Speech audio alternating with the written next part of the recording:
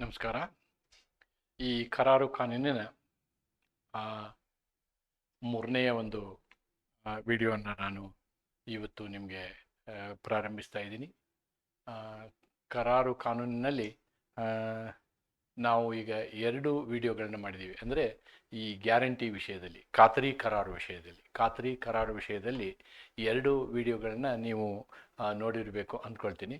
ಇವಾಗ ನಾನು ಮೂರನೇ ವಿಡಿಯೋನ ಮಾಡ್ತಾ ಇದ್ದೀನಿ. ಇದು ಸೆಕ್ಷನ್ 128 ಬಗ್ಗೆ ಇಲ್ಲಿ ಇವತ್ತು ನಾವು ಚರ್ಚೆ ಮಾಡ್ತೀವಿ. 127 ಮತ್ತು 126 ನಾವು ಈಗ ವಿವರವಾಗಿ ಚರ್ಚೆ ಮಾಡಿದ್ದೀವಿ. 124 ಪ್ರಾರಂಭ ಮಾಡಿದ್ದೀವಿ. 124 ಮತ್ತು 125 ಬಂದು ನಿಮಗೆ ನಷ್ಟ ಪರಿಹಾರದ ಕರಾರಾಗಿರುತ್ತೆ.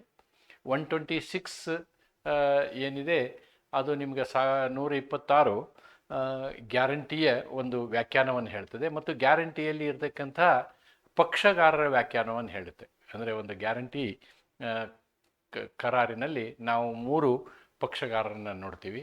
ಒಬ್ಬನಿಗೆ ನಾವು ಸಾಲಿಗ ಅಂತ ಹೇಳ್ತೀವಿ, ಕ್ರೆಡಿಟರ್ ಅಂತ ಹೇಳ್ಬೋದು. ಇನ್ನೊಬ್ಬ ಸಾಲ ತೆಗೆದುಕೊಳ್ಳುವಂತಹ ವ್ಯಕ್ತಿಗೆ ನಾವೇನಂತೀವಿ, ಮೂಲ ಋಣಿ ಅಥವಾ ಪ್ರಿನ್ಸಿಪಲ್ ಡೆಟರ್ ಅಂತ ಹೇಳ್ತೀವಿ. ಮತ್ತು ಈ ಸಾಲದ ಇವರಿಬ್ಬರ ವ್ಯವಹಾರಕ್ಕೆ ಖಾತರಿ ಕೊಡುವವರನ್ನ, ಅಂದರೆ ಜಾಮೀನು ಕೊಡುವವರನ್ನು ಅಥವಾ ಏನು ಗ್ಯಾರಂಟಿ ಕೊಡುವವರನ್ನು ನಾವೇನಂತೀವಿ, ಶ್ಯೂರಿಟಿ ಅಂತ ಹೇಳ್ತೀವಿ. ಸೆಕ್ಯೂರಿಟಿ ಅಲ್ಲ, ಶ್ಯೂರಿಟಿಯ ಕನ್ನಡದ ಶಬ್ದ ನಾವು ಹೇಳೋದಾದ್ರೆ ಖಾತರಿದಾರ ಅಂತ ಹೇಳ್ಬೋದು.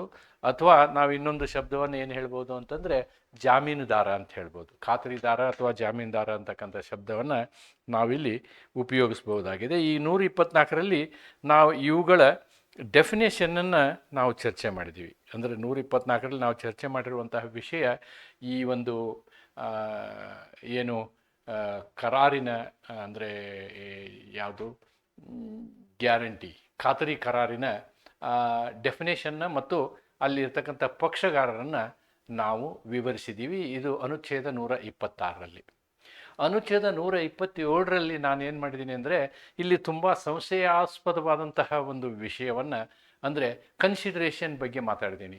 ನೀವು ಆ್ಯಕ್ಚುಲಿ ಕನ್ಸಿಡರೇಷನ್ ಅಂದರೆ ಏನು ಅಂಥೇಳಿ ನೀವು ಇಂಡಿಯನ್ ಕಾಂಟ್ರಾಕ್ಟ್ ಆ್ಯಕ್ಟ್ 1-75 ನಾವು ನೋಡಿದ್ದೀವಿ. ಅದು ಮೋಸ್ಟ್ಲಿ ಸೆಕ್ಷನ್ 930 ಅಂತ ಕಾಣುತ್ತೆ.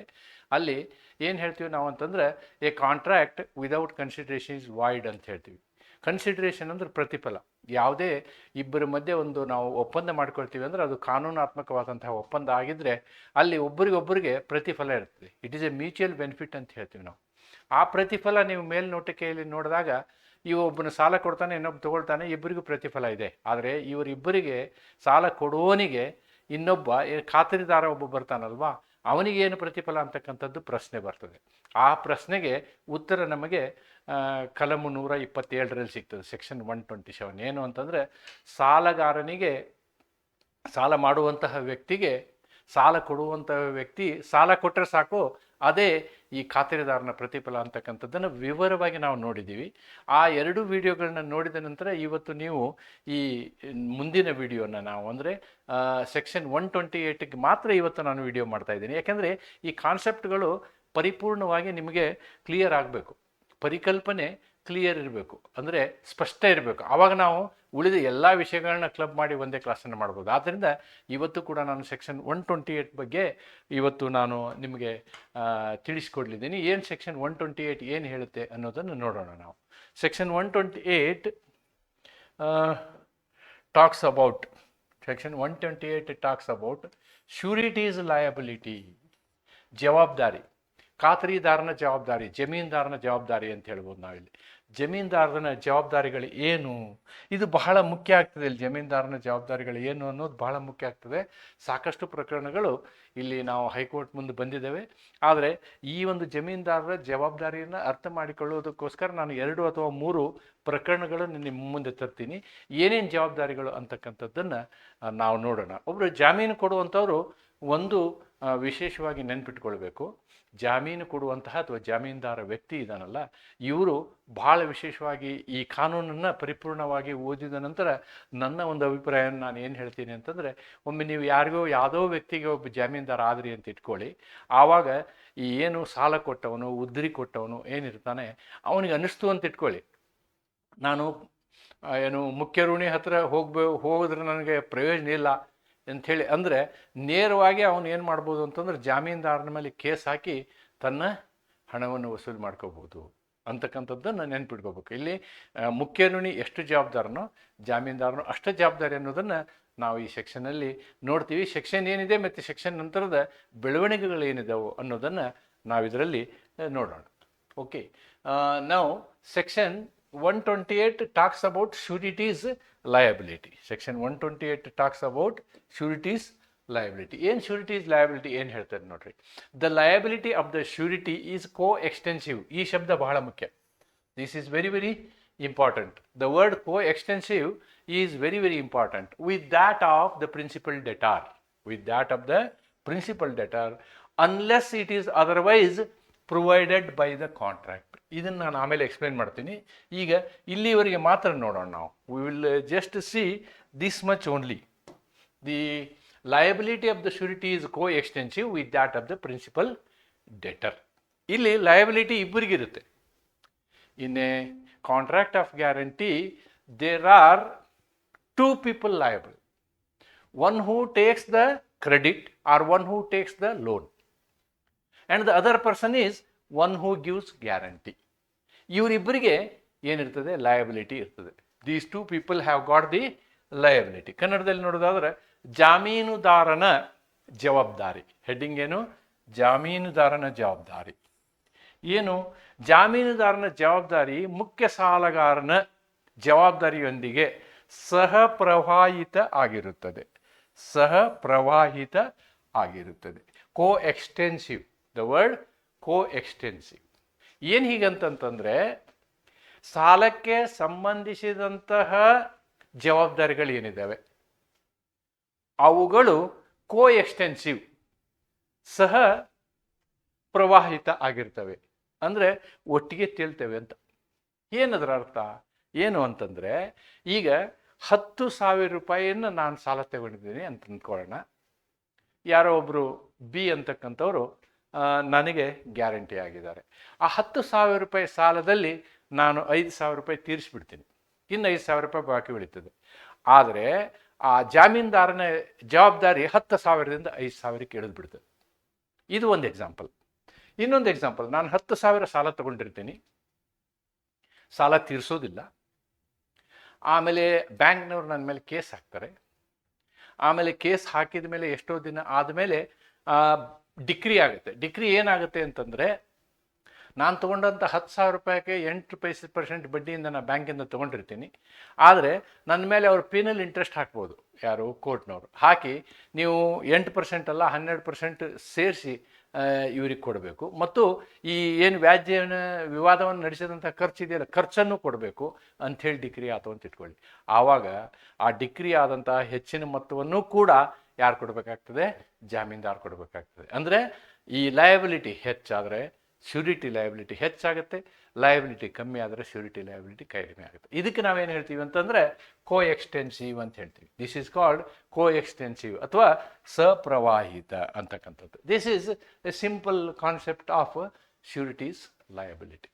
ಶ್ಯೂರಿಟಿಯ ಲಯಬಿಲಿಟಿ ಈ ರೀತಿ ಆಗುತ್ತೆ. ಆದರೆ ಇಲ್ಲಿ ಎಷ್ಟೋ ಸಂದರ್ಭದಲ್ಲಿ ಬರೀ ಇದು ಒಂದೇ ಕಾನೂನು ಅಪ್ಲೈ ಆಗೋದಿಲ್ಲ, ಬೇರೆ ಬೇರೆ ಕಾನೂನುಗಳು ಅಪ್ಲೈ ಆಗ್ತವೆ.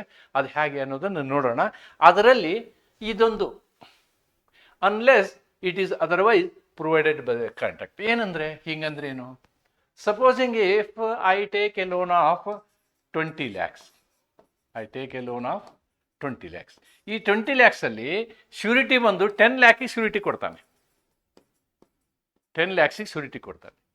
So in the contract itself it is written, I am only responsible for the liability of 10 lakhs, otherwise provided by the contract. ಈ ರೀತಿ ಬರೆದ್ರೆ, ಅಥವಾ ಈ ರೀತಿನೂ ಬರೀಬೋದಲ್ವಾ? ಏನಂತ? Unless and otherwise the principal debtor pays the amount, I am not liable. If he doesn't pay then I am liable, ಹಾಗೂ ಬರೀಬೋದು. So such conditions can be extend in the normal course. ಸಾಮಾನ್ಯವಾಗಿ ಬೇರೆ ಯಾವುದೇ ಪ್ರಾವಧಾನವನ್ನು ನಾವು ಕರಾರಿನಲ್ಲಿ ನಮೂದಿಸದೆ ಹೋದಂತಹ ಸಂದರ್ಭದಲ್ಲಿ ಏನಾಗ್ತದೆ ಅಂದರೆ ದ ಲಯಬಿಲಿಟೀಸ್ ಕೋ ಎಕ್ಸ್ಟೆನ್ಸಿವ್. ಹೆಚ್ಚಾದರೆ ಹೆಚ್ಚು, ಕಡಿಮೆ ಆದರೆ ಕಡಿಮೆ ಅಂತಕ್ಕಂಥದ್ದು. ಅಂತಹದ್ದು ಪ್ರಕರಣಗಳ ಜೊತೆಗೆ ನೋಡಿದರೆ ನಾವಿನ್ನೂ ಹೆಚ್ಚಿನ ಅರ್ಥವನ್ನು ಇಲ್ಲಿ ಕೊಡ್ಬೋದು ಅಂದ್ಕೊಳ್ತೀನಿ. ಕನ್ನಡದಲ್ಲಿ ನಾನು ಇನ್ನೊಂದ್ಸಲ ಹೇಳ್ತೀನಿ, ಜಾಮೀನ್ದಾರನ ಜವಾಬ್ದಾರಿ ಮುಖ್ಯ ಸಾಲಗಾರನ, ಮುಖ್ಯ ಋಣಿ ಅಂತಲೂ ಹೇಳ್ಬೋದು. ನಾವು ಶಬ್ದಗಳನ್ನು ಇಲ್ಲಿ ಏನು ಮಾಡಿದ್ದೀವಿ, ಮುಖ್ಯ ಋಣಿ ಅಂತಕ್ಕಂಥ ಶಬ್ದ ಯೂಸ್ ಮಾಡಿದ್ದೀವಿ.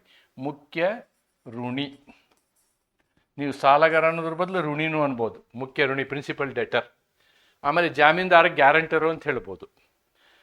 ಅದು ಕೋ ಎಕ್ಸ್ಟೆನ್ಸಿವ್ ಆಗಿರುತ್ತದೆ. ಒಪ್ಪಂದದಲ್ಲಿ ಬೇರೆ ರೀತಿ ನಿಗದಿಯಾಗಿರುವುದಿಲ್ಲವಾದರೆ, ನೀವು ಅದನ್ನು ಕಾಂಟ್ರಾಕ್ಟ್ ಬರೆಯುವಂತಹ ಸಂದರ್ಭದಲ್ಲಿ, ಡ್ರಾಫ್ಟಿಂಗ್ ಮಾಡುವಂಥ ಸಂದರ್ಭದಲ್ಲಿ ನೀವು ಬೇರೆ ರೀತಿ ಏನಾದ್ರು ಬರೆದಿದ್ದರೆ ಅದನ್ನು ಹೊರತುಪಡಿಸಿ ಸಾಮಾನ್ಯವಾಗಿ ದಿಸ್ ಈಸ್ ದ ಕಂಡೀಷನ್. ಈ ಒಂದು ಏನು ನಿರ್ಬಂಧ ಇರ್ತದೆ, ಜವಾಬ್ದಾರಿ ಇರ್ತದೆ. ಯಾರಿಗೆ? ಜಮೀನ್ದಾರನಿಗೆ ಅಂತಕ್ಕಂಥದ್ದು. ಇದು ಜಮೀನ್ದಾರನಿಗೆ ಜವಾಬ್ದಾರಿ ಇರ್ತದೆ ಅಂತಕ್ಕಂಥದ್ದನ್ನು ನಾವಿಲ್ಲಿ ನೋಡ್ಬೋದು. ಇದಕ್ಕೊಂದು ಇಲಸ್ಟ್ರೇಷನ್ ಕೊಡ್ತಾರೆ ಅವರು.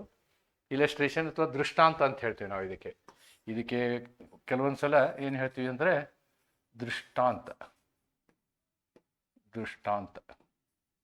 ದೃಷ್ಟಾಂತ ಅಂತಲೂ ಹೇಳ್ತೀವಿ. ಎ ಗ್ಯಾರಂಟೀಸ್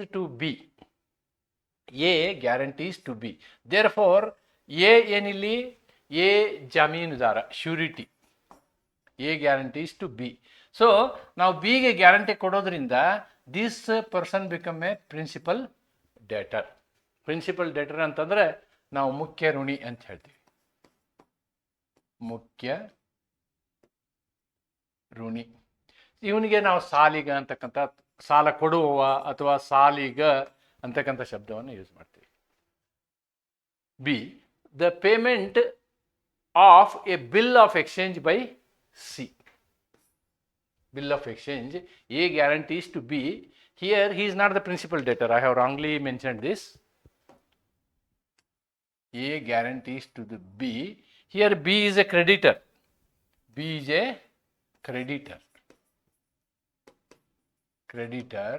ಅಥವಾ ಇವನಿಗೆ ನಾವೇನು ಹೇಳ್ಬೋದು ಅಂತಂದರೆ A guarantees. ಇಲ್ಲಿಯೂ ತಪ್ಪು ಬರೆದಿದ್ದೀನಿ. I have written wrongly. This is wrong. Let me A guarantees. He is a guarantor. Guarantor ಅಂತಂದ್ರೆ ನಾವೇನಂತೀವಿ, ಇವನಿಗೆ ಜಾಮೀನುದಾರ ಅಂತ ಹೇಳ್ತೀವಿ. ಜಾಮೀನುದಾರ. To A guarantees to B. Here B is a creditor. ಕ್ರೆಡಿಟರ್ಗೆ ನಾವೇನು ಹೇಳ್ಬೋದು ಇಲ್ಲಿ, ಸಾಲಿಗ ಅಂತ ಹೇಳ್ಬೋದು. ಯಾರಿಗೆ? Payment of a bill of exchange by C. He is principal debtor. ಇವನಿಗೆ ನಾವೇನು ಹೇಳ್ತೀವಿ ಅಂತಂದರೆ ಮುಖ್ಯ ಋಣಿ ಅಂತಕ್ಕಂಥದ್ದು ಇಲ್ಲಿ ನಾವು ಹೇಳ್ತೀವಿ. The acceptor. The bill is dishonoured by C. ನೋಡಿ, ಇವನು ಆ ಬಿಲ್ನ ಡಿಸ್ಆನರ್ ಮಾಡ್ತಾನೆ, ಅದು ಪೇಮೆಂಟ್ ಮಾಡೋದಿಲ್ಲ. He will not pay the bill. Guarantee ಕೊಟ್ಟಿರ್ತಾನೆ, ಯಾರು? ಎ ಗ್ಯಾರಂಟಿ ಕೊಟ್ಟಿರ್ತಾನೆ, ಆದರೆ ಬಿಗೆ ಅವನು ಬಿಲ್ ಪೇಮೆಂಟ್ ಮಾಡೋದಿಲ್ಲ. He will not pay the bill. The bill is dishonored means the bill is not honored. A is liable. ಯಾಕೆ? Because the bill is dishonored. ಯಾಕೆ bill is dishonored? Because he has also given the guarantee. Without guarantee, if only B and C were there, there would have been no question. But he has already given a guarantee, therefore he is liable. Not only for the amount of the bill. ಆ ಬಿಲ್ಲಿಗೆ ಸಂಬಂಧಪಟ್ಟಂಥ ಅಮೌಂಟಿಗೆ ಅಷ್ಟೇ ಅಲ್ಲ, ಅದಕ್ಕೆ ಆಮೇಲೆ ಏನೇನು recovery ಮಾಡಲಿಕ್ಕೆ ಏನೇನು ಖರ್ಚಾಗ್ತದೋ ಎಲ್ಲ ಖರ್ಚಿಗೂ ಕೂಡ ಏನಾಗ್ತಾನೆ ಅಂತಂದರೆ ಜಮೀನುದಾರ ಜವಾಬ್ದಾರಿ ಆಗ್ತಾನೆ. But also for any interest. ನೋಡಿ, ಅದ್ರ ಮೇಲೆ ಏನಾದರೂ ಬಡ್ಡಿ ಹಾಕಿದರೆ ಮತ್ತು ಅದ್ರ ಮೇಲೆ ಏನಾದರೂ ವೆಚ್ಚವನ್ನು ಹಾಕಿದರೆ ಅವುಗಳನ್ನು ಸೇರಿಸಿ ಬಡ್ಡಿ ಪ್ಲಸ್ ವೆಚ್ಚ ಪ್ಲಸ್ ಬಿಲ್ ಅಮೌಂಟ್ ಇದೆಲ್ಲನೂ ಸೇರಿ ಯಾರು ಕೊಡಬೇಕಾಗತ್ತೆ? ಜಮೀನ್ದಾರ ಕೊಡಬೇಕಾಗುತ್ತೆ. A guarantees to B the payment of bill of exchange by C. The acceptor, C is the acceptor here. So he has to make good the amount. The bill is dishonoured ಅಂದ್ರೆ ಆ ಬಿಲ್ನ ಅವನು pay ಮಾಡಲಿಲ್ಲ. Therefore C is liable. Definitely C is liable, but A is liable because A has given the guarantee. ಯಾವುದಕ್ಕೆ? ಬರೀ bill ಅಮೌಂಟಿಗೆಲ್ಲ.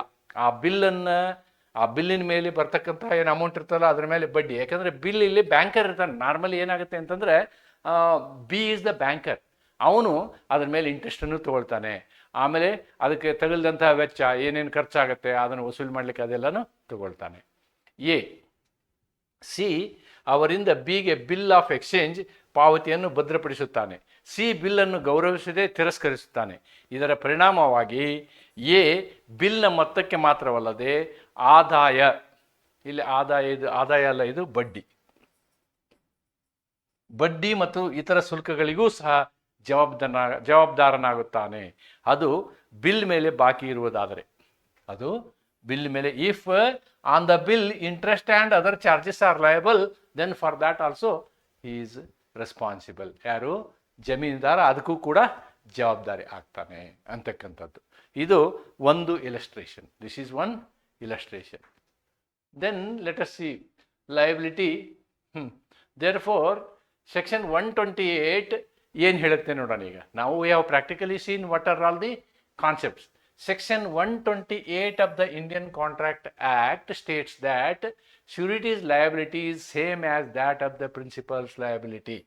Principal debtor ಏನಿರ್ತಾನಲ್ವಾ, ಅಂದರೆ ಮುಖ್ಯ ಋಣಿಗೆ ಏನೇನು ಲಯಬಿಲಿಟಿ ಇರುತ್ತೋ, ಮುಖ್ಯ ಋಣಿಗೆ ಏನು ಲಯಬಿಲಿಟಿ ಇರುತ್ತೋ ಅದೆಲ್ಲವೂ ಯಾರಿಗಿರುತ್ತೆ? ಜಮೀನ್ದಾರಿಗಿರುತ್ತೆ. ಜಮೀನುದಾರ ಇಬ್ಬರಿಗೂ ಅದೇ ರೀತಿಯಾದಂತಹ ಜವಾಬ್ದಾರಿಗಳಿರುತ್ತೆ.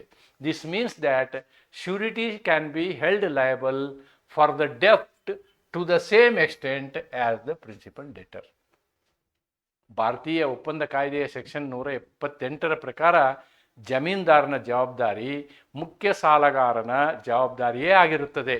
ಇದರಿಂದ ಮುಖ್ಯ ಸಾಲಗಾರನಷ್ಟೇ ಜಾಮೀನ್ದಾರನೂ ಕೂಡ ಹೊಣೆಗಾರನಾಗಿರ್ತಾನೆ. ಸಾಲದ ಮೊತ್ತಕ್ಕೆ ಸಂಪೂರ್ಣವಾಗಿ ಜವಾಬ್ದಾರಿಯಾಗುತ್ತಾನೆ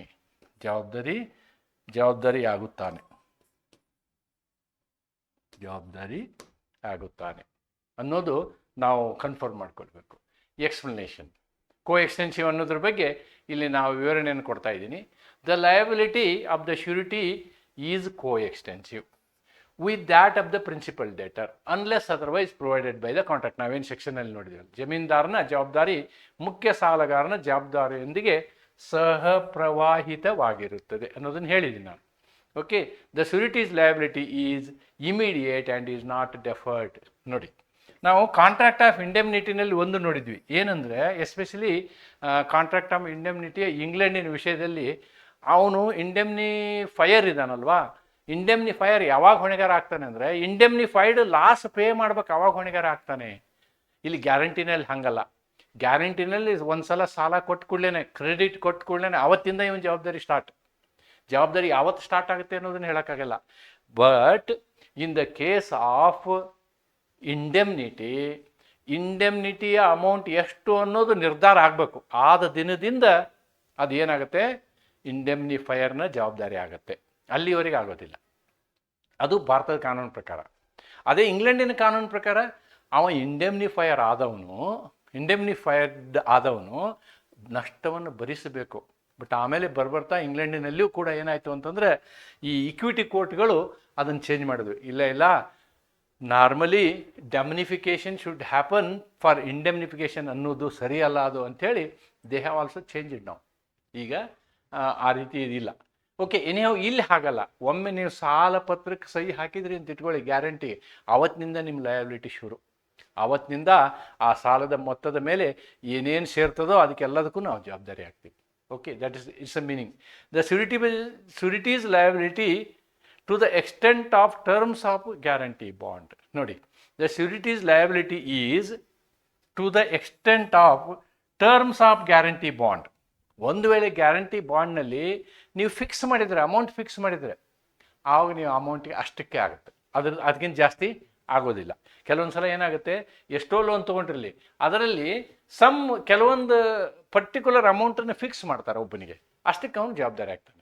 ಹಾಗೆ ಬ್ಯಾಂಕ್ ಅವ್ರು ಮಾಡ್ತಾರೆ. ಒಂದು ದೊಡ್ಡ ಅಮೌಂಟ್ ಕೊಟ್ಟಾಗ ಇಷ್ಟು ಅಮೌಂಟಿಗೆ ಒಬ್ಬ ಜವಾಬ್ದಾರಿ, ಇಷ್ಟು ಅಮೌಂಟಿಗೆ ಇನ್ನೊಬ್ಬ ಜವಾಬ್ದಾರಿ, ಇಷ್ಟು ಅಮೌಂಟಿಗೆ ಶ್ಯೂರಿಟಿ ಅಂತ ಹೀಗೆಲ್ಲ ಮಾಡ್ಬೋದು. There is a chance.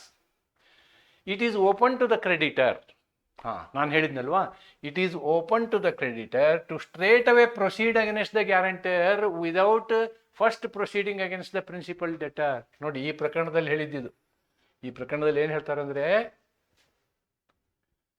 ಇಲ್ಲಿ ಒಬ್ಬ ಸಾಲಗಾರ ಇದ್ದಾನೆ, ಪ್ರಿನ್ಸಿಪಲ್ ಡೆಟರ್. ಇನ್ನೊಬ್ಬ ಸಾಲ ಕೊಟ್ಟವನಿದ್ದಾನೆ, ಸಾಲಿಗ ಇದ್ದಾನೆ. ಇನ್ನೊಬ್ಬ ಗ್ಯಾರಂಟಿ ಕೊಟ್ಟವನಿದ್ದಾನೆ, ಜಮೀನ್ದಾರ್ ಇದ್ದಾನೆ. ಅಂದರೆ ಸಾಲ ಕೊಟ್ಟವನೇನಿದ್ದಾನೆ ಅವನು ನೇರವಾಗಿ ಜಮೀನ್ದಾರ ಮೇಲೆ ಕೇಸ್ ಹಾಕಿ ದುಡ್ಡು ವಸೂಲು ಮಾಡ್ಬೋದು. ನೇರವಾಗಿ ಜಮೀನ್ದಾರನ ಮೇಲೆ ಕೇಸ್ ಹಾಕಿ ದುಡ್ಡು ವಸೂಲು ಮಾಡ್ಬೋದು. ಸಾಲ ತಗೊಂಡವನು ಎಷ್ಟರ ಮಟ್ಟಿಗೆ ಜವಾಬ್ದಾರಿ ಇರ್ತಾನೋ ಅಷ್ಟರ ಮಟ್ಟಿಗೆ ಈ ಜಮೀನ್ದಾರನು ಕೂಡ ಜವಾಬ್ದಾರಿಯಾಗಿರ್ತಾನೆ.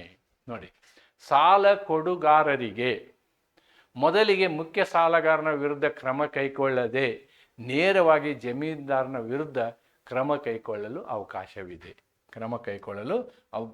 ಇದನ್ನು ರಾಮ್ ಬಹದ್ದೂರ್ ಸಿಂಗ್ ವಿರುದ್ಧ ತಹಸೀಲ್ದಾರ್ ಬಿಸ್ಲಿ ಅಂತಕ್ಕಂಥ ಪ್ರಕರಣದಲ್ಲಿ ಹೇಳಲಾಗಿದೆ.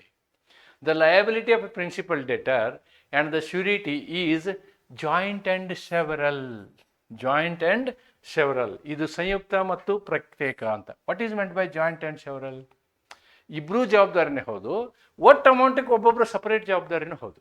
That is joint and several ಅನ್ನೋದನ್ನು ಈ ಪ್ರಕರಣದಲ್ಲಿ ಹೇಳ್ತಾರೆ. ಸಿಂಡಿಕೇಟ್ ಬ್ಯಾಂಕ್ ವಿರುದ್ಧ ವರ್ಸಸ್ ನಾರಾಯಣಯ್ಯರ್. ಸಿಂಡಿಕೇಟ್ ಬ್ಯಾಂಕ್ ವರ್ಸಸ್ ನಾರಾಯಣಯ್ಯರ್ ಪ್ರಕರಣದಲ್ಲಿ ಏನು ಹೇಳ್ತಾರೆ? They are jointly and severally liable ಅಂತ ಹೇಳ್ತಾರೆ. ಅವರು ಸಂಯುಕ್ತವಾಗಿಯೂ ಜವಾಬ್ದಾರರು, ಆಮೇಲೆ ವೈಯಕ್ತಿಕವಾಗಿಯೂ ಜವಾಬ್ದಾರರು. ಈಗ ಸಿಂಡಿಕೇಟ್ ಬ್ಯಾಂಕ್ ಅವರು 10 ಲಕ್ಷ ಲೋನ್ ಕೊಟ್ಟಿದ್ದಾರೆ ಅಂತ ಇಟ್ಕೊಳ್ಳೋಣ. 10 lakh loan to A and guarantor is B, surety is B. ಈ 10 ಲಕ್ಷಕ್ಕೆ ಇವರು ಒಟ್ಟಾರೆಯಾಗಿಯೂ ಜವಾಬ್ದಾರರು.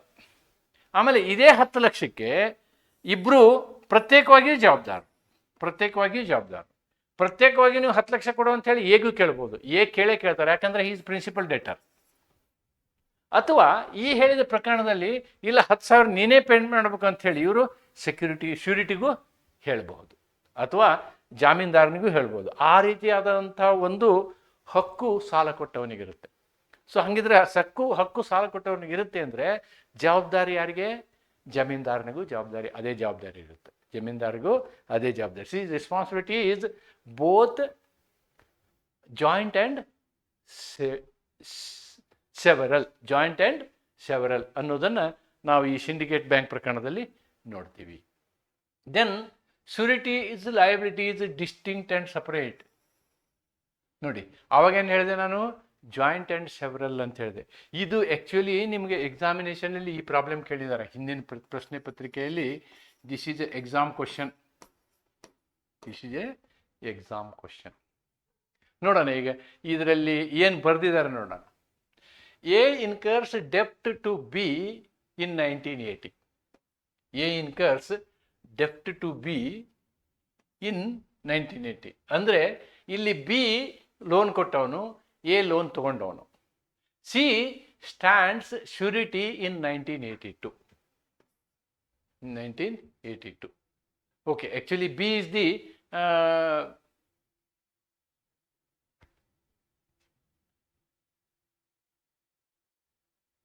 B is the principal debtor. He is the PD ಅಥವಾ ಮುಖ್ಯ ಋಣಿ. A is the creditor. So who is the guarantor here? C is the guarantor. ಇಲ್ಲಿ ಒಂದು ಸಣ್ಣ tricky point ಇದೆ ನೋಡಿ.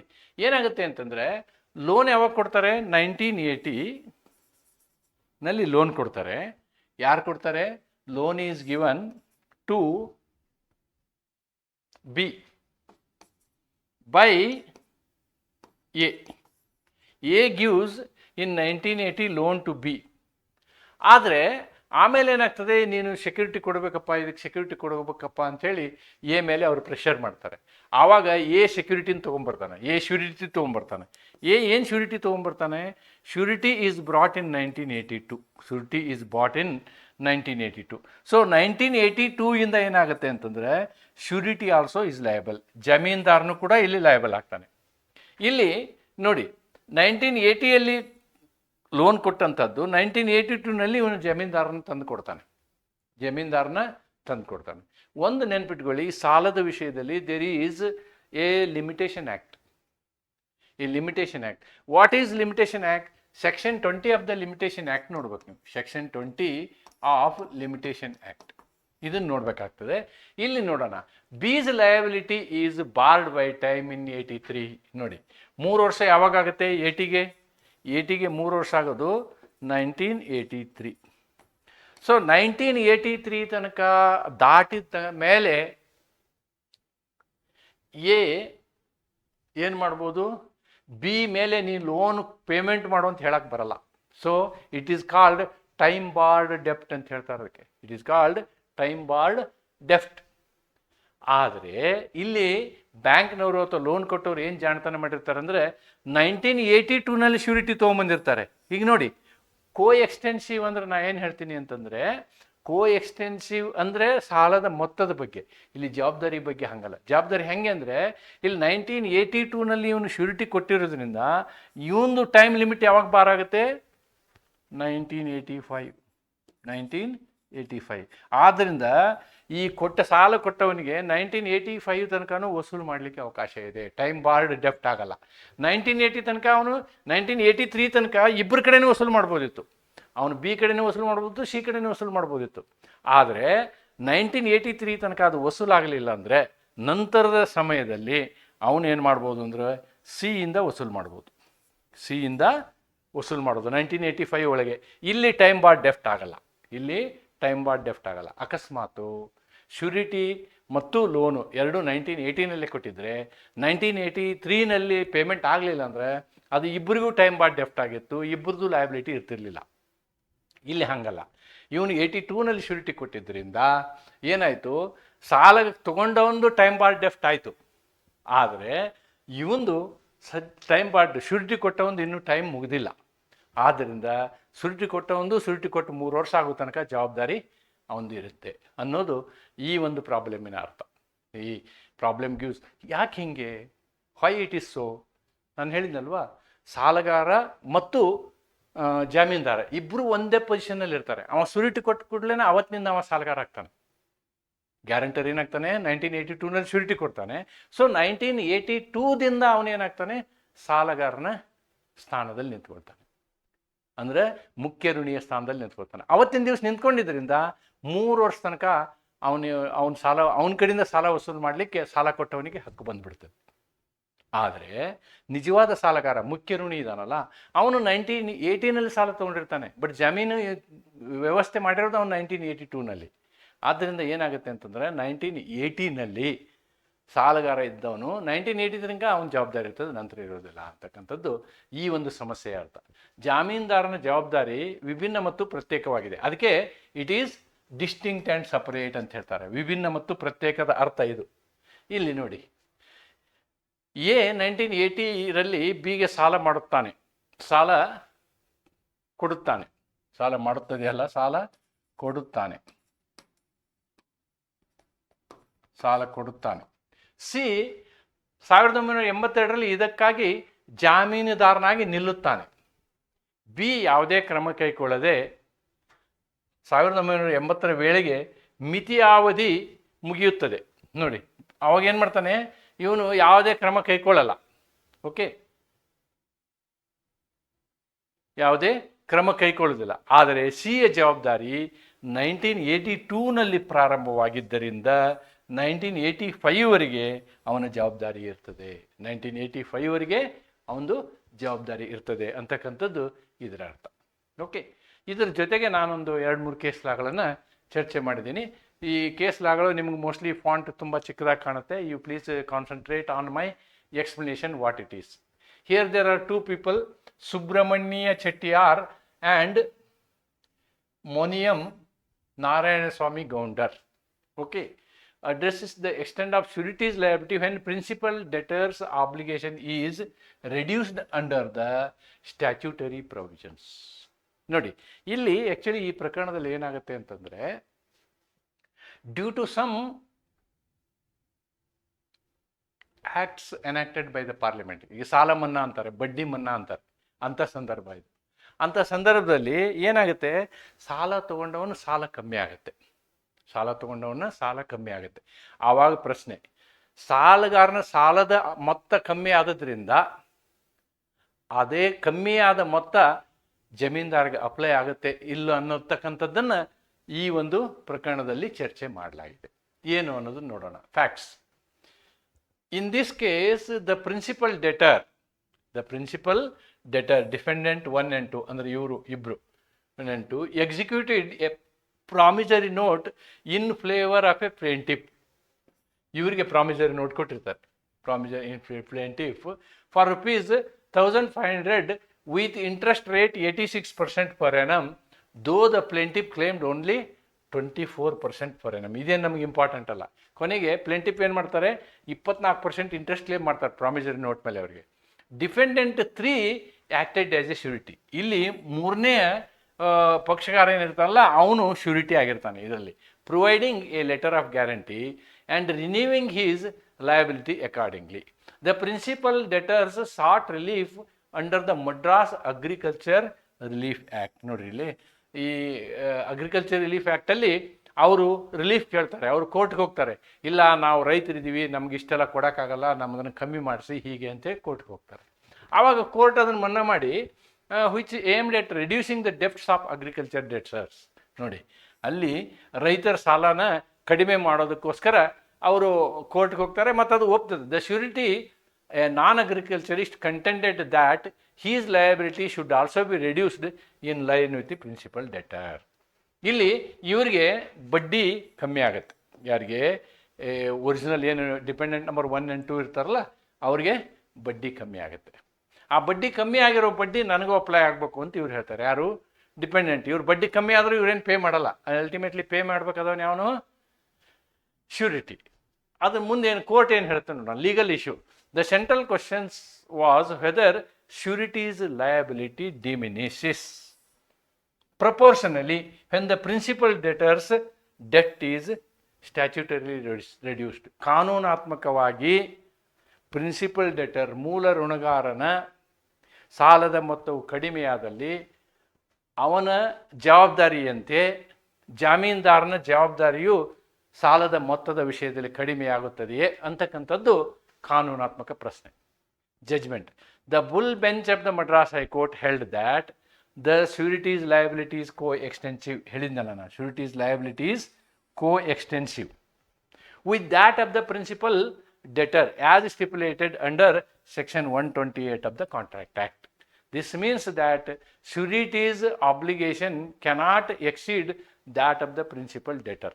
ನೋಡಿ, ಇಲ್ಲಿ ಸಾಲ ಕೊಟ್ಟವ್ರು ಏನಂತಾರೆ, ಅವ್ನು ಮೂರನೇದು ನಾವು ಶ್ಯೂರಿಟಿ ಕೊಟ್ಟಿದ್ನಲ್ಲ ಅವ್ನು ರೈತನೇ ಅಲ್ಲ, ಅದಕ್ಕೆ ನೀವು ಅವನ ವಿಷಯದಲ್ಲಿ ಈ ಮನ್ನಾ ಕಡಿಮೆ ಆಗಿರೋದನ್ನು ಒಪ್ಕೊಳ್ಬೇಡಿ, ನಾ ಅವನ ಕಡೆ ವಸೂಲು ಮಾಡ್ಕೊತೀನಿ, ಅವನ ಅಗ್ರಿಕಲ್ಚರಿಸ್ಟ್ ಅಲ್ಲ ಅಂತಕ್ಕಂಥದ್ದು ಇವರು ವಾದ, ಸಾಲ ಕೊಟ್ಟವರು ವಾದ. ಸಾಲ ಕೊಟ್ಟವರು ಎಷ್ಟು ಜನರು ನೋಡಿ, ಇಲ್ಲ ನೀವು ಅಗ್ರಿಕಲ್ಚರ್ ಕಡಿಮೆ ಮಾಡಿದ್ರಲ್ಲ ಅದು ಫೈನ್, ನಾ ಅವ್ರನ್ನ ಮುಟ್ಟೋದೇ ಇಲ್ಲ, ನಾನೇನು ಮಾಡ್ತೀನಿ, ಗ್ಯಾರಂಟಿ ಕೊಟ್ಟನಲ್ಲ ಅವನು ರೈತ ಅಲ್ಲ, ಅವನ ಹತ್ರ ಹೋಗಿ ವಸೂಲು ಮಾಡ್ಕೋತೀನಿ, ಕಮ್ಮಿ ಮಾಡಬೇಡ್ರಿ ಅಂತ, ಅಮೌಂಟ್ ಕಮ್ಮಿ ಮಾಡಬೇಡ್ರಿ ಅಂತ. ಆದರೆ ಕೋರ್ಟ್ ಒಪ್ಪೋದಿಲ್ಲ.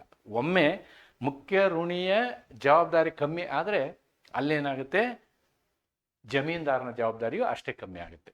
ಮುಖ್ಯ ಋಣಿಯ ಜವಾಬ್ದಾರಿ ಹೆಚ್ಚಾದರೆ ಜಮೀನ್ದಾರನ ಜವಾಬ್ದಾರಿಯು ಅಷ್ಟೇ ಹೆಚ್ಚಾಗಿದೆ. ಇದು ಹಿಂದಿನ ಕೇಸನ್ನು ನೀವು ಕನ್ಫ್ಯೂಸ್ ಮಾಡ್ಕೋಬೇಡಿ. ಅಲ್ಲೇನು ಅಂತಂದರೆ limitation act come into picture. Limitation act ಏನು ಹೇಳುತ್ತೆ, ಸಾಲ ಮರುಪಾವತಿ ವಿಷಯದ ಬಗ್ಗೆ ಹೇಳ್ತದೆ, ಮೊತ್ತದ ಬಗ್ಗೆ ಹೇಳಲ್ಲ. ಇದು ಮೊತ್ತದ ಬಗ್ಗೆ ಮಾತಾಡ್ತದೆ. ಅಲ್ಲಿ ಸಾಲ ಮರುಪಾವತಿ ವಿಷಯದಲ್ಲಿ ಏನಾಗುತ್ತೆ, ಮೊದಲನ 3 ವರ್ಷದಲ್ಲಿ ಸಾಲಗಾರನಿಗೆ ಅವನದು ಟೈಮ್ ಬಾರ್ ಡೆಫ್ಟ್ ಆಗುತ್ತೆ ಅವನ ವಿಷಯದಲ್ಲಿ, ಸಾಲಗಾರನ ವಿಷಯದಲ್ಲಿ. ಆದರೆ ಜಾಮೀನ್ದಾರನ ವಿಷಯದಲ್ಲಿ ಅದು ಸಾಲಗಾರನ ಇದು ಟೈಮ್ ಬಾರ್ ಡೆಫ್ಟ್ ಆಗೋದಿಲ್ಲ. ಯಾಕೆಂದರೆ ಅವನ ಜಾಮೀನು ಆಗಿದ್ದು ಸಾಲ ತೊಗೊಂಡ ತಕ್ಷಣ ಅಲ್ಲ, ಅದಾದ 2 ವರ್ಷದ ನಂತರ. ಆದ್ದರಿಂದ ಅವನಿಗೆ ಟೈಮ್ ಬಾರಿಂಗ್ ಏನಾಗುತ್ತೆ, ಮತ್ತೆ 2 ವರ್ಷ ಬಿಟ್ಟ ಮೇಲೆ ಟೈಮ್ ಬಾರಿಂಗ್ ಆಗುತ್ತೆ ಅಂತಕ್ಕಂಥದ್ದು ಅರ್ಥ. This is the example. ಇದು ಕನ್ನಡದಲ್ಲಿ ಇದನ್ನೇ ಹೇಳಿದ್ದೀವಿ ನಾವು. ಈ ಪ್ರಕರಣವು ಪ್ರಧಾನ ಠೇವಣಿದಾರರ ಬಾಧ್ಯತೆ ಕಾನೂನು ಪ್ರೊವಿಷನ್ನ ಅನ್ವಯ ಕಡಿಮೆಯಾದಾಗ ಗ್ಯಾರಂಟಿ ನೀಡಿದ ವ್ಯಕ್ತಿಯ ಬಾಧ್ಯತೆ ಎಷ್ಟು ಮಟ್ಟಿಗೆ ಇರುತ್ತದೆ ಎಂಬುದನ್ನು ನಿರ್ಧರಿಸಲು ಸಂಬಂಧಿಸಿದೆ. ಪ್ರಧಾನ ಠೇವಣಿದಾರರು ಪ್ರತಿವಾದಿಗಳು 1 ಮತ್ತು 2 1500 ಮೊತ್ತದ ಪ್ರಾಮಿಸರಿ ನೋಟನ್ನು ಪ್ಲೇಂಟಿಫ್ಗೆ ಕೊಟ್ಟಿದ್ದರು, ಪ್ಲೇಂಟಿಫ್ಗೆ ನೀಡಿದ್ದಾರೆ. ಈ ಪ್ರಾಮಿಸರಿ ನೋಟ್ ಮೇಲಿನ ಆಸಕ್ತಿ ದರವು, ಬಡ್ಡಿ ದರ, ಆಸಕ್ತಿ ಅಂದರೆ ಬಡ್ಡಿ ದರವು 86 ಆದರೂ ಅಲ್ಲಿ ಕೇವಲ 24% ಬಡ್ಡಿಯನ್ನು ಮಾತ್ರ ಕೇಳಿದ್ದರು. ಮೂರನೇ ಅಭ್ಯರ್ಥಿ ಗ್ಯಾರಂಟಿ ನೀಡಿದ್ದು, ಈ ಗ್ಯಾರಂಟಿಯನ್ನು ಅವನ ಹಾಳೆಯ ಮೂಲಕ ರಿನ್ಯೂ ಮಾಡಿದ್ದನು, ಅಂದರೆ ಗ್ಯಾರಂಟಿ ಒಪ್ಕೊಂಡಿದ್ದ ಇವನು. ಪ್ರಧಾನ ಠೇವಣಿದಾರರು ಮದ್ರಾಸ್ ಕೃಷಿಕರ ರಕ್ಷಣಾ ಕಾಯ್ದೆಯ ಅಡಿಯಲ್ಲಿ ರಿಯಾಯಿತಿಗೆ ಅರ್ಜಿ ಸಲ್ಲಿಸಿದರು. ಗ್ಯಾರಂಟಿ ನೀಡಿದ ವ್ಯಕ್ತಿ ಕೃಷಿಕನಾಗದೇ ಇದ್ದರೂ ಕೂಡ ನಾನು ನೀಡಿದ ಗ್ಯಾರಂಟಿ ಮೊತ್ತವನ್ನು ಸಹ ಕಡಿಮೆ ಮಾಡಬೇಕು ಎಂದು ವಾದಿಸಿದನು. ಕೋರ್ಟು ಈ ವಾದವನ್ನು ಒಪ್ಪುತ್ತೆ. ಯಾಕೆ ಅಂತಂದರೆ the principal is co extensive ಅಂತಕ್ಕಂಥದ್ದನ್ನು ನಾವು ನೆನ್ಪಿಟ್ಕೊಳ್ಬೇಕು. Sir, Madras High Court will agree for his plea. Legal, ಪ್ರಧಾನ ಠೇವಣಿದಾರನ ಬಾಧ್ಯತೆ ಕಾನೂನಿನ ಪ್ರಕಾರ ಕಡಿಮೆಯಾದರೆ ಗ್ಯಾರಂಟಿ ನೀಡಿದ ವ್ಯಕ್ತಿಯ ಬಾಧ್ಯತೆ ಸಹ ಕಡಿಮೆಯಾಗಬಹುದೇ? ದ ಆನ್ಸರ್ ಈಸ್ ಎಸ್, ಹೌದು. ಆನ್ಸರ್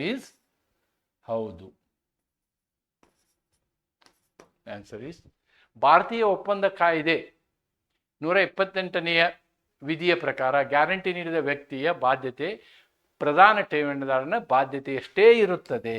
ಠೇವಣಿದಾರರ ಬಾಧ್ಯತೆ ಕಡಿಮೆಯಾದರೆ ಗ್ಯಾರಂಟಿ ನೀಡಿದ ವ್ಯಕ್ತಿಯ ಬಾಧ್ಯತೆ ಸಹ ಸ್ವಯಂಚಾಲಿತವಾಗಿ ಕಡಿಮೆಯಾಗುತ್ತದೆ. ಗ್ಯಾರಂಟಿ ನೀಡಿದ ವ್ಯಕ್ತಿ ಕೃಷಿಕನಾಗದೇ ಇರಬಹುದು, ಆದರೆ ಪ್ರಧಾನ ಠೇವಣಿದಾರನ ಸಹ ಕಡಿಮೆಯಾಗಿರುವುದರಿಂದ ಅವನ ಮೇಲಿನ ಗ್ಯಾರಂಟಿಯ ಮೊತ್ತವು ಕಡಿಮೆಯಾಗುತ್ತದೆ. ಸೊ ಕೋಎಕ್ಸ್ಟೆನ್ಸಿವ್ಗೆ ಇದೊಂದು ಪ್ರಮುಖವಾದಂತಹ ಪ್ರಕರಣ. ಓಕೆ, ಅದರ ಸಿಗ್ನಿಫಿಕೆನ್ಸ್ ಇದೇನು, it's not of so important. Similar things are explained there. I need not explain it again. Okay, the ruling underscores that the surety's liability is inherently linked to the principal debtor's obligation. Any statutory modification affecting the principal debtor's liability directly impacts the surety's responsibility, ensuring that surety's liability does not surpass that of the principal debtor.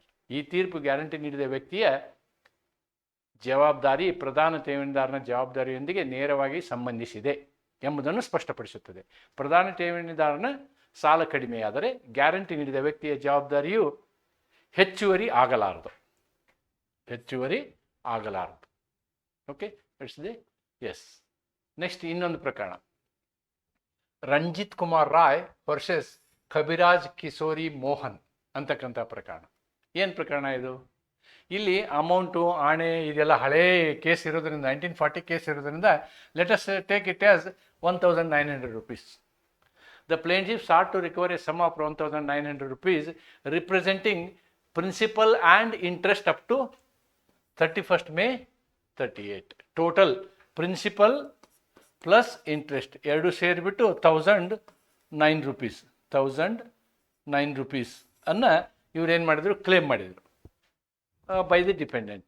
A key issue in this case was application of section 128 of the Contract Act, which pertains to liability of a surety. ಇಲ್ಲಿ ಸುರಿಟಿಯ liability ಏನು ಅಂತ. The court examined whether the payment made by the principal debtor could extend the period of limitation against the surety. It was determined that such a payment does not necessarily extend the limitation period of the surety unless specific conditions are met. Okay, Ranjit Kumar Roy ಮತ್ತು ಇನ್ನೊಬ್ಬರು ಪ್ರಕರಣದಲ್ಲಿ ನೋಡಿ, ಇಲ್ಲಿ ಇದು ಮದುಮಕ್ಕಳಲ್ಲ, ಉಳಿದಿರುವ ಬಡ್ಡಿ ಸೇರಿ ವಸೂಲಿ ಮಾಡಲು ಮುಂದಾದರು. ಇಲ್ಲಿ ಯಾರು ಇವರು? Let me see, the plaintiffs. ಇಲ್ಲಿ ಪ್ಲೇಂಟಿಫ್ಗಳು ಇವರು ವಸೂಲು ಮಾಡಲಿಕ್ಕೆ ಅರ್ಜಿದಾರರು ಅನ್ಬೋದು. ನೀವು ಏನನ್ಬೋದು? ಅರ್ಜಿದಾರರು ಮೇ 21ರವರೆಗೆ ಉಳಿದಿರುವ ಅಸಲು ಮತ್ತು ಬಡ್ಡಿ ಸೇರಿ 1009 ರೂಪಾಯಿ ವಸೂಲಾತಿಗೆ ಮುಂದಾದರು. ಇದು ಪ್ರತಿವಾದಿಗಳಿಂದ ಪಾವತಿಯಾಗಬೇಕಾದ ಮೊತ್ತವಾಗಿದೆ ಎಂದು ಅವರು ವಾದಿಸಿದರು. ಈ ಪ್ರಕರಣದ ಪ್ರಮುಖ ಅಂಶವು ಭಾರತೀಯ ಒಪ್ಪಂದ ಕಾಯ್ದೆಗೆ ಸಂಬಂಧಿಸಿದೆ.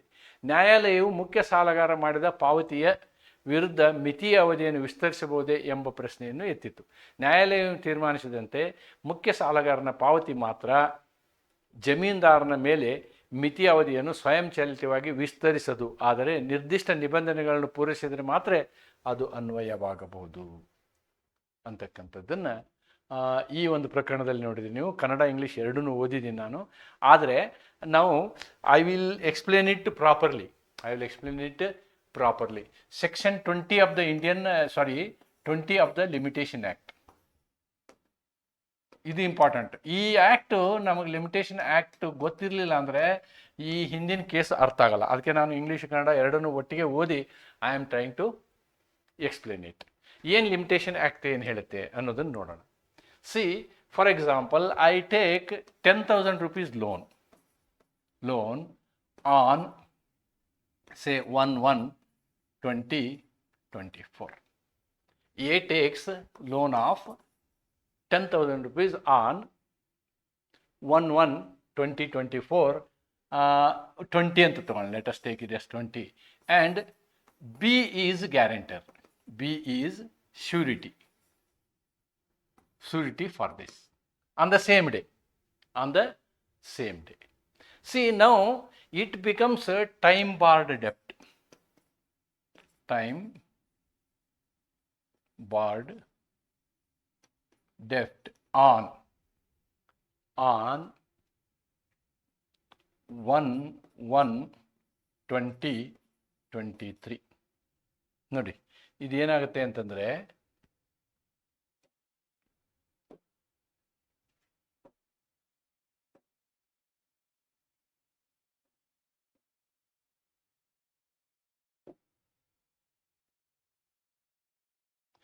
₹10,000 ಎ ತೊಗೊಂಡಿರ್ತಾನೆ, ಪ್ರಿನ್ಸಿಪಲ್ ಡೇಟರ್. ಬಿ ಶ್ಯೂರಿಟಿ ಆಗಿರ್ತಾನೆ. ಓಕೆ, ದೆನ್ ಸಾಲ ಕೊಟ್ಟವನಿಗೆ ನಾವು ವಾಪಸ್ ಕೊಡೋದಿಲ್ಲ. No repayment.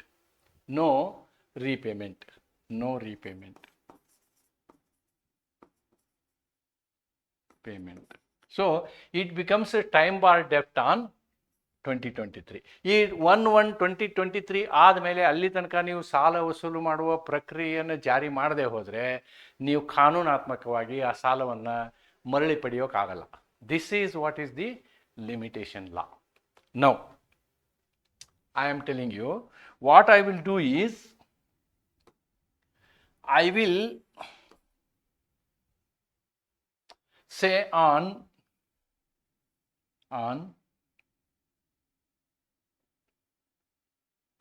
1/1/2022 make payment of interest. Make interest payment.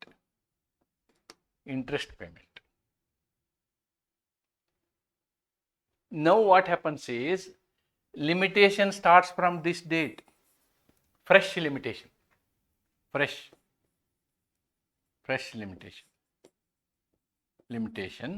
starts from this.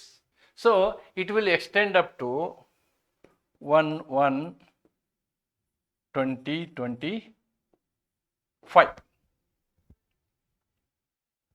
1/1/2025. Now let us understand. As far as A is concerned, A ಏನು ಮಾಡ್ತಾನೆ, ಇದು 3 ವರ್ಷ ಆಗೋಕ್ಕೆ ಮೊದಲು ಏನು ಮಾಡ್ತಾರೆ ಗೊತ್ತಾ, ನೀವು ಬ್ಯಾಂಕ್ನವ್ರು ನೆನ್ಪಿಟ್ಕೊಳ್ಳಿ, ನಿಮ್ಮನ್ನು ಕರೆದು ಇನ್ನೊಂದು ಎಕ್ನಾಲಜ್ಮೆಂಟ್ ಬರ್ಸ್ಕೊತಾರೆ. ಇಲ್ಲ, ನಾನು ಲೋನ್ ಪೇಮೆಂಟ್ ಮಾಡ್ತೀನಿ, ನಾನು ಇದನ್ನು ಮತ್ತೆ ಇನ್ನೊಂದು ಸ್ವಲ್ಪ ದಿವಸದಲ್ಲಿ ಮಾಡ್ತೀನಿ ಅಂತ ಒಂದು ಎಕ್ನಾಲಜ್ಮೆಂಟ್ ಬರೆಸ್ಕೊಂಡ್ರೆ ಅವತ್ತಿನ ದಿವಸದಿಂದ ಮತ್ತೆ 3 ವರ್ಷ ಅದು ಎಕ್ಸ್ಟೆಂಡ್ ಆಗುತ್ತೆ. ಲಿಮಿಟೇಷನ್ ಪೀರಿಯಡ್ ಬಾರ್ ಆಗೋದಿಲ್ಲ. 2 ರೀತಿಯಿಂದ ಬಾರ್ ಆಗೋದಿಲ್ಲ. ಸೆಕ್ಷನ್ 20 ಪ್ರಕಾರ 2 ಏನು, ನೀವು ಒಂದು ಸ್ವಲ್ಪ ಪೇಮೆಂಟ್ ಮಾಡಿದ್ರು ಅವತ್ತಿನ ದಿವಸದಿಂದ ಹೊಸ ಲಿಮಿಟೇಷನ್ ಸ್ಟಾರ್ಟ್ ಆಗುತ್ತೆ, ಅಥವಾ ನೀವು ಎಕ್ನಾಲಜ್ಮೆಂಟ್ ಬರೆದು ಕೊಟ್ಟರು ಅವತ್ತಿನ ದಿವಸದಿಂದ ಹೊಸ ಲಿಮಿಟೇಷನ್ ಪ್ರಾರಂಭ ಆಗುತ್ತೆ. As for as I am concerned the limitation start, ನನಗೆ ಲಿಮಿಟೇಷನ್ ಎಲ್ಲಿ ತನಕ ಇತ್ತು, 2025 ತನಕ ಇದೆ. ಅಂದರೆ ನೀವು ಎ ಇಂದ ಸಾಲವನ್ನು ಏನು ಮಾಡ್ಬೋದು, 2025 ತನಕ ವಸೂಲು ಮಾಡ್ಬೋದು. ಎ ಇಂದ ನೀವು ಸಾಲ ಎಲ್ಲಿ ತನಕ ವಸೂಲು ಮಾಡ್ಬೋದು, ಅಪ್ ಟು 1/1/2025 ತನಕ ನೀವು ಸಾಲ ವಸೂಲು ಮಾಡೋಕ್ಕೆ ನಿಮ್ಗೆ ಅಧಿಕಾರ ಇದೆ. ಆದರೆ ಶ್ಯೂರಿಟಿ ಏನಿದಾನಲ್ವಾ, ಶ್ಯೂರಿಟಿ ಯಾವತ್ತು ಶ್ಯೂರಿಟಿ ಕೊಟ್ಟಿದ್ದಾನೆ, 1/1/20 ಕೊಟ್ಟಿದ್ದಾನೆ. ಇವನಿಂದ ನೀವು ಸಾಲವನ್ನು 23 ತನಕ ಮಾತ್ರ ವಸೂಲು ಮಾಡ್ಬೋದು. 1/1/23 ಆದಮೇಲೆ ಅಂದರೆ 2/1/2023 ಇಂದ 2/1/2023 ಇಂದ there is no liability for the surety. B ಜವಾಬ್ದಾರಿ ಮುಗಿದು ಹೋಗ್ಬಿಡ್ತದೆ. He is not responsible, because ಇಲ್ಲಿ ಹೊಸ ಕಾಂಟ್ರಾಕ್ಟ್ ಆದಂಗೆ ಅದು. It becomes a new contract.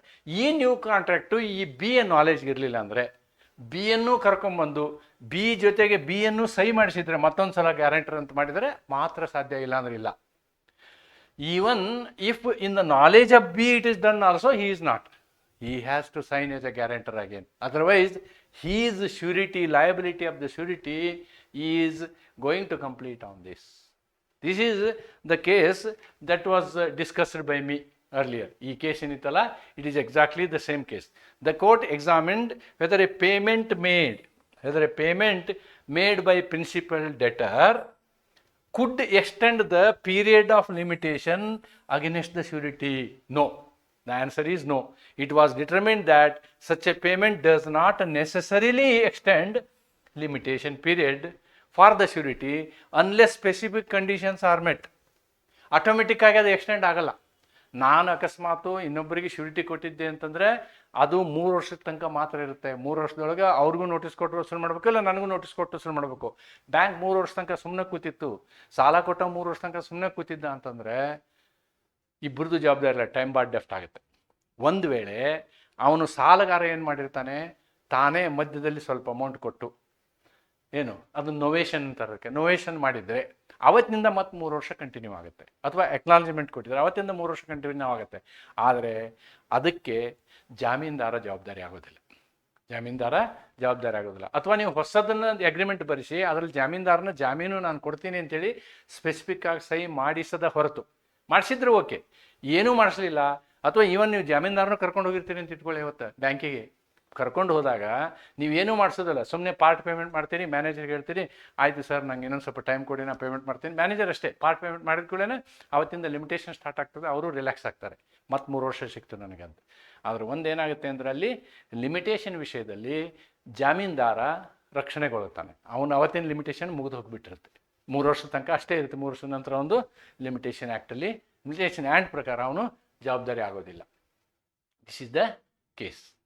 Next ಇನ್ನೊಂದು ಕೇಸ್ ಇಲ್ಲಿ ಏನು, Kundanmal Dabriwala versus Haryana financial corporation and another. ಇಲ್ಲೇನಂದರೆ ಒಂದು ಕಂಪ್ನಿ ಇರ್ತದೆ, ಕಂಪ್ನಿಯ ಬೋರ್ಡ್ ಆಫ್ ಡೈರೆಕ್ಟರೇ ಅದಕ್ಕೆ ಏನಾಗಿರ್ತಾರೆ, ಶ್ಯೂರಿಟಿ ಆಗಿರ್ತಾರೆ.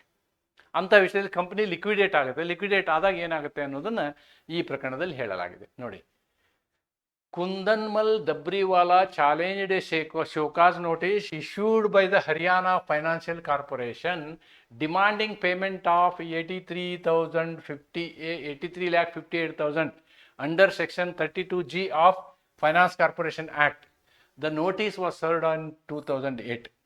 ಇದನ್ನು ಚಾಲೆಂಜ್ ಮಾಡ್ತಾರೆ ಅವರು. ಏನು ಚಾಲೆಂಜ್ ಮಾಡ್ತಾರೆ? ದ ಪೆಟಿಷನರ್ ಅಂದರೆ ಇವರು. Petitioner was A director of A company, was a director of Messrs. Dabriwala Steel and Engineering Company, had provided a personal guarantee. ತಾನು ಕಂಪನಿಗೆ ಗ್ಯಾರಂಟಿ ಕೊಟ್ಟಿರ್ತಾನೆ. Company faced financial difficulties leading to its closure on April 1985 and subsequent winding up proceedings initiated. The petitioner contended that his liability as a guarantor was co-extensive with that of the principal debtor, the company. He argued that once the principal debtor's liability was settled, guarantors need not be liable for additional amount. The legal principle undermining the argument is that the contract between the creditor and the principal debtor, wherein the creditor agrees to compound with the principal debtor, discharges the surety from the liability.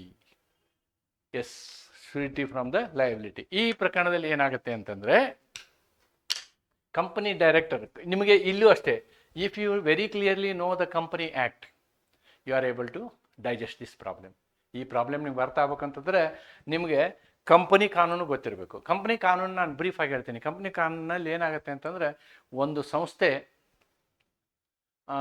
Liquidate ಆಯಿತು ಅಂತೆ, company ಲಾಸಿಗೆ ಹೋಯ್ತು ಅಂತ ಇಟ್ಕೊಳ್ಳಿ, ಆ liquidation proceedings ಅಂತ ಮಾಡ್ತಾರೆ. ಆ liquidation ಪ್ರೊಸೀಡಿಂಗ್ಸಲ್ಲಿ ಏನಾಗುತ್ತೆ ಅಂತಂದರೆ, ಫಸ್ಟು ಅಲ್ಲಿರ್ತಕ್ಕಂಥ ಎಲ್ಲ ಆಸ್ತಿಗಳನ್ನ ಮಾರ್ತಾರೆ. ಅದಕ್ಕೆ ಲಿಕ್ವಿಡೇಷನ್ ಅನ್ನೋದು. ಎಲ್ಲನೂ ತೆಗೆದು ಹಣ ಮಾಡ್ತಾರೆ.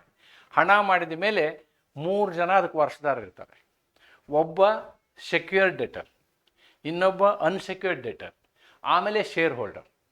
ದುಡ್ಡು ಉಳೀತು ಅಂದರೆ ಫಸ್ಟ್ ಸೆಕ್ಯೂರ್ಡ್ ಡೆಟರ್ ಕೊಡ್ತಾರೆ, ಆಮೇಲೆ ಇನ್ನೂ ದುಡ್ಡು ಉಳಿತು ಅಂದರೆ ಅನ್ಸೆಕ್ಯೂರ್ಡ್ ಡೆಟರ್ ಕೊಡ್ತಾರೆ, ಇನ್ನೂ ಉಳಿತು ಅಂದರೆ ಷೇರುದಾರಿಗೆ ಕೊಡ್ತಾರೆ. ಎಷ್ಟೋ ಸಲ ಈ ಸಂದರ್ಭದಲ್ಲಿ ಏನಾಗುತ್ತೆ ಅಂದರೆ ಷೇರುದಾರರ ಹಣ ಜೀರೋ ಆಗಿಬಿಡುತ್ತೆ, ಷೇರುದಾರ ಹಣ ಜೀರೋ ಆಗಿಬಿಡುತ್ತೆ, ಯಾಕಂದರೆ ಡೆಟರ್ ಆ ಹಣನ ತಗೊಳ್ತಾರೆ.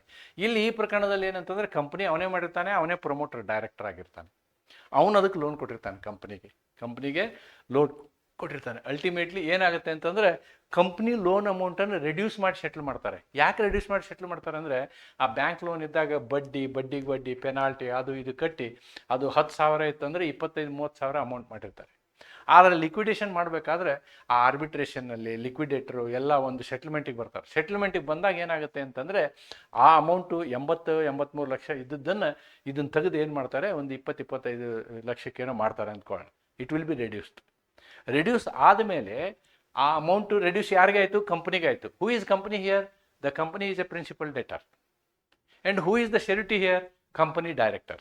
ಆದರೆ ಇವ್ರು ಏನು ಮಾಡ್ತಾರೆ, ಈ ಅಥಾರಿಟಿ ಕಂಪನಿ ಡೈರೆಕ್ಟರ್ ನೀವು ಅಷ್ಟು ಕಟ್ಟು ಅಂತ ಕೊಡ್ತಾರೆ. ಆವಾಗ ಕಂಪನಿ ಡೈರೆಕ್ಟರ್ ಹೇಳ್ತಾನೆ, ನಾನು ಶ್ಯೂರಿಟಿ ಆಗಿರೋದ್ರಿಂದ ನೀವು ಕಂಪ್ನಿಗೆ ಏನು ಫಿಕ್ಸ್ ಮಾಡ್ತೀರೋ ಆ ಅಮೌಂಟಿಗೆ ಮಾತ್ರ ನನಗೆ ಬಾಧ್ಯತೆ ಇರುತ್ತೆ, ಅದಕ್ಕಿಂತ ಹೆಚ್ಚಿನ ಅಮೌಂಟಿಗೆ ಬಾಧ್ಯತೆ ಇರೋದಿಲ್ಲ. The same thing is upheld by the Supreme Court. ಅಂದರೆ ಸುಪ್ರೀಂ ಕೋರ್ಟು ಈ ಲಿಕ್ವಿಡೇಟರ್ ಏನಿರ್ತಾರಲ್ಲ, ಯಾವುದದು subsequent winding up proceedings initiated by the Board for Industrial and Financial Reconstruction, the winding up order was issued on this date. ಆ winding up ಆರ್ಡರ್ನಲ್ಲಿ loan amount ಎಷ್ಟು ಅಂತ fix ಆಗುತ್ತೋ, 83,000 ಬದಲು 83 ಲಕ್ಷದ ಬದಲು ಅದೊಂದು 40 ಲಕ್ಷ ಆಗಿತ್ತು ಅಂತ ಇಟ್ಕೊಳ್ಳಿ, 40 ಲ್ಯಾಕ್ಸ್ ಆಗಿತ್ತು ಅಂತ ಇಟ್ಕೊಳ್ಳಿ, ಅದು ಫಿಕ್ಸ್ ಮಾಡಿದ್ದು. ಈ 40 ಲ್ಯಾಕಿಗೆ ಮಾತ್ರ ಇವನು ಕೋ ಎಕ್ಸ್ಟೆನ್ಸಿವ್ ಆಗ್ತಾನೆ ಹೊರತು 83ಕ್ಕೆ ಆಗೋದಿಲ್ಲ ಅಂತಕ್ಕಂಥದ್ದು ಈ ವ್ಯಕ್ತಿಯ ವಾದ ಆಗಿರುತ್ತೆ. ಸುಪ್ರೀಂ ಕೋರ್ಟು ಅಥವಾ ಹೈಕೋರ್ಟ್ ಆ ವಾದವನ್ನು ಎತ್ತಿ ಹಿಡಿಯುತ್ತೆ ಅಂತಕ್ಕಂಥದ್ದು ಈ ಪ್ರಕರಣ. ದಿಸ್ ಈಸ್, ಅದನ್ನೇ ನಾನು ಕನ್ನಡದಲ್ಲಿ ಹೇಳಿದ್ದೀನಿ ಇಲ್ಲಿ. Same thing I have told it in Kannada. ನ್ಯಾಯಾಲಯ ತೀರ್ಮಾನಿಸಿದಂತೆ ಸಾಲ ಕೊಡುಗಾರ ಮತ್ತು ಮುಖ್ಯ ಸಾಲಗಾರನ ನಡುವಿನ ಒಪ್ಪಂದದ ಪ್ರಕಾರ ಕೊಡುಗಾರನನ್ನು ಮುಖ್ಯ ಸಾಲಗಾರನೊಂದಿಗೆ ಸಂಧಾನ ಮಾಡಿಕೊಂಡರೆ ಜಮೀನ್ದಾರನ ಜವಾಬ್ದಾರಿಯಿಂದ ಬಿಡುಗಡೆಗೊಳ್ಳುತ್ತಾನೆ. ನೋಡಿ, ಜಮೀನ್ದಾರ ಬಿಡುಗಡೆ ನೋಡಿ. This is another thing. If the creditor and the principal debtor, if they make a mutual agreement, then surety is discharged ಅಂತಕ್ಕಂಥದ್ದು ಅರ್ಥ. If you make a separate agreement, see, the petitioner contended that his liability as a guarantor was coextensive with that of the debtor. He argued that once principal debtor liability was settled, ನೋಡಿ, principal debtor liability was settled, the guarantor cannot be held liable for additional amount. That's what, for additional amount. ಅದು ಎಷ್ಟು settle ಮಾಡ್ತೀರಿ ಅಷ್ಟು amount ಬಿಟ್ಟು ಉಳಿದ ಅಮೌಂಟಿಗೆ ನಾನು eligible ಆಗೋದಿಲ್ಲ. ಅವ್ರು ಸೆಟ್ಲ್ಮೆಂಟ್ ನೀವು ಮಾಡ್ಕೊಂಡ್ರಿ, ಎಲ್ಲ ಆಸ್ತಿ ಮಾರಿದ್ರಿ, ಅದಕ್ಕೆ ಸಾಲಕ್ಕೆ ಸರಿ ಮಾಡ್ಕೊಂಡ್ರಿ ಅಂತ ಮುಗೀತು.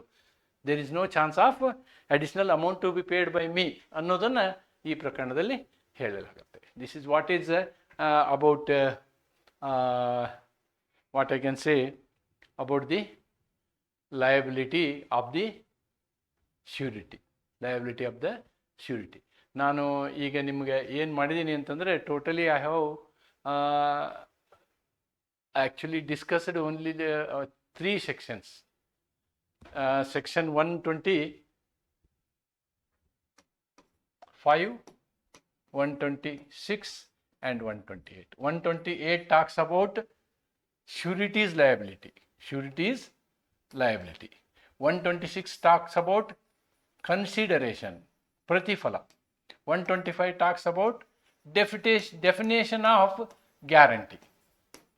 ಗ್ಯಾರಂಟಿಯ ವ್ಯಾಖ್ಯಾನ, ಖಾತ್ರಿಯ ವ್ಯಾಖ್ಯಾನ, ಇದರಲ್ಲಿ ಯಾರ್ಯಾರು ಇರ್ತಾರೆ ಅಂತಕ್ಕಂಥದ್ದು. ಈ 3 ಸೆಕ್ಷನನ್ನು ತುಂಬ ವಿವರವಾಗಿ ನಿಮಗೆ ಪಾಠ ಮಾಡಿದ್ದೀನಿ. ಯಾಕೆ ವಿವರವಾಗಿ ಪಾಠ ಮಾಡಿದ್ದೀನಿ ಅಂದರೆ ಈ 3 ಸೆಕ್ಷನ್ದ ಇಂಟ್ರಿಕಸಿ ತುಂಬ ಇಂಪಾರ್ಟೆಂಟ್. ಇನ್ನು ಉಳಿದಂತಹ ಸೆಕ್ಷನ್ಗಳಿದ್ದಾವೆ, ಗ್ಯಾರಂಟಿ ಸೆಕ್ಷನ್ಗಳನ್ನು ಅವನ ಮುಂದಿನ ವಿಡಿಯೋನಲ್ಲಿ ಮುಂದಿನ ಒಂದು ವಿಡಿಯೋದಲ್ಲಿ ಕವರ್ ಮಾಡ್ತೀನಿ. ಇಷ್ಟು ಕ್ರಿಟಿಕಲ್ ಎನಾಲಿಸಿಸ್ ಮಾಡುವಂತಹ ಅವಶ್ಯಕತೆ ಅದರಲ್ಲಿ ಬರೋದಿಲ್ಲ. ಈ 3 ಸೆಕ್ಷನ್ಗಳು ಭಾಳ ಇಂಪಾರ್ಟೆಂಟು. ಯಾಕೆ ಇಂಪಾರ್ಟೆಂಟ್ ಅಂದರೆ, ನಿಮಗೆ ಗ್ಯಾರಂಟಿ ಅಂದರೆ ಏನು, ಗ್ಯಾರಂಟಿಯಲ್ಲಿ ಬರುವಂಥ ವ್ಯಕ್ತಿಗಳು ಯಾರು, ಕನ್ಸಿಡ್ರೇಷನ್ ಅಂದ್ರೇನು, ಈ ಕನ್ಸಿಡ್ರೇಷನ್ ಎಷ್ಟು ಪಿಕ್ಯುಲಿಯರ್ ಆಗಿದೆ ಅಂತಕ್ಕಂಥದ್ದು. ಮತ್ತು ಶ್ಯೂರಿಟಿಯ ಜವಾಬ್ದಾರಿಗಳು ಇಂಪಾರ್ಟೆಂಟ್. ಇಲ್ಲಿ ಶ್ಯೂರಿಟಿನೇ, ಯಾಕಂದರೆ ಅವ್ನು ಕನ್ಸಿಡ್ರೇಷನ್ ಇರಲ್ಲ, ಯಾರ್ದೋ ಕೆಲಸಕ್ಕೆ ಅವ್ನು ಜವಾಬ್ದಾರಿ ಮಾಡಿರ್ತಾನೆ, ಯಾವ ಸಂದರ್ಭದಲ್ಲಿ ಏನೇನಾಗುತ್ತೆ ಅವನಿಗೆ ಅಂತಕ್ಕಂಥದ್ದನ್ನು ನಾವು ನೋಡಿದ್ದೀವಿ. With this I am closing this video. I will come with a new video which I am going to complete the contract of surety in the next video. Thank you very much.